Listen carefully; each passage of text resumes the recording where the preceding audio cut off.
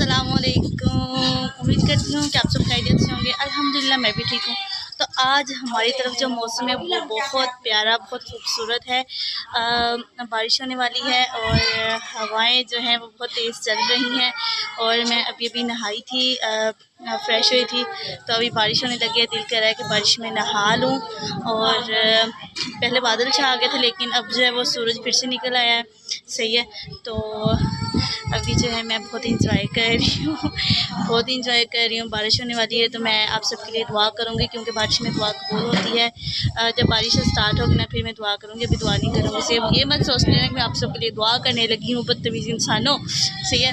और देखिए मैं आपको अपना ये दिखाती हूँ। यार मेरे घर वाले सो रहे हैं और मैं बदतमीज़ियाँ कर रही हूँ, और मैं बदतमीज़ियाँ कर रही हूँ। अगर मैं गिर गई ना, मेरी टांगे और हड्डी पसली टूट जानी, मुझे किसी ने उठाने नहीं आना, मुझे चकने नहीं आना, इसलिए मुझे खुद का कंट्रोल करना होगा। सही है गाइस। तो चलें ठीक है, आप सब अपना ख्याल रखें, बहुत सारा दुआ में याद रखिएगा। अल्लाह हाफिज़। तो अगर बारिश हुई तो मैं फिर बारिश में एक और सोनी सी स्वीट सी क्यूट सी वीडियो बनाऊँगी आप सब के लिए।